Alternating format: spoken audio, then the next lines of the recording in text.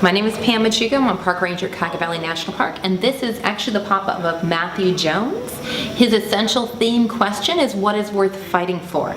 And this is a pop-up of the Underground Railroad. So we bring folks in with a very green level question.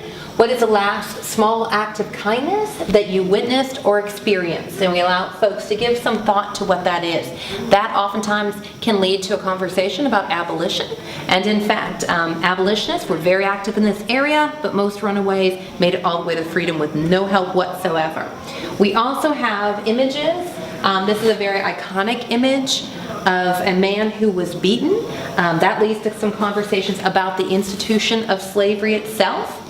As you move around the table, the maple syrup and the wool. If you were an avid abolitionist, you would not have used sugar and you would not use cotton. Those are the products of the South and of slaves. So you would have used things like maple syrup and wool. We also have a lovely Underground Railroad map here. This is really our tie to Cuyahoga Valley National Park. William Siebert wrote The Mysteries of Ohio's Underground Railroad. He interviewed individuals after the Civil War, and he believes that the Underground Railroad went through Cuyahoga Valley National Park utilizing the Ohio and Erie Canal towpath trail. So we have some books.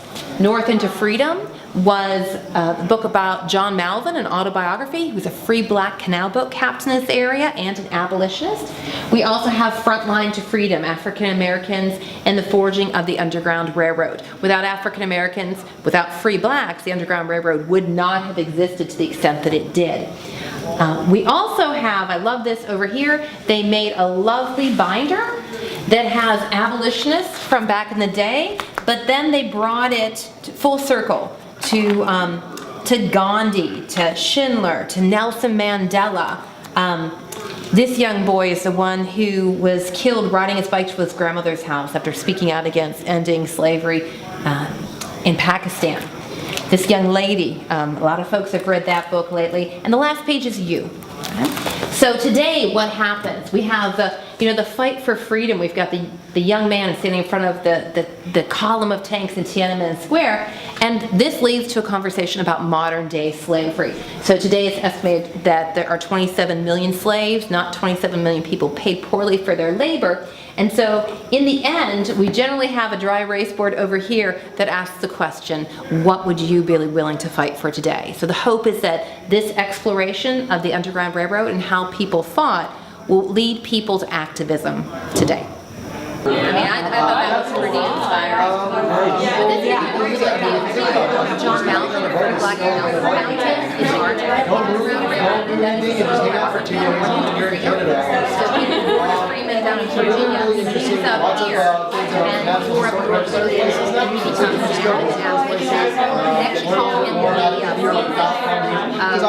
him the area for so many people in Canada. There's places all around Ohio where you can go learn more about the way to passively fight, because you could actively fight if that was illegal.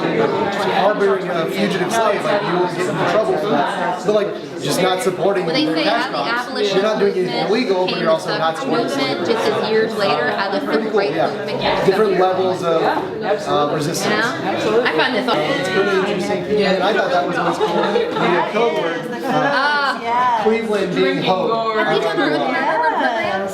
No. Okay. So this Stations, they all have numbers on them, and the numbers to learn more.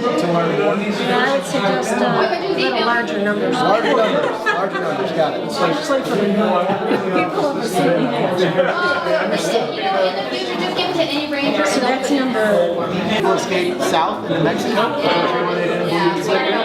Some people escaped south from Florida over here to the islands where the British, the French, and the Spanish had already abolished slavery, or even down here in the southern tip of Florida, where Seminole Indians harbored runaway slaves as well because they needed inequality, especially as a group of people that had already been marginalized by the U.S. government. They felt kinship with them. And then you see here, this is one of my favorites, going around Missouri, because slavery was decided on a state-by-state basis.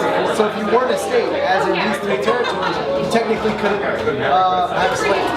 This is the human trafficking hotline from current. This is about current-day slavery. We're trying to connect it to modern day. There are local resources here in the Northeast Ohio area. There's one Cleveland State's campus. There's one on West 56.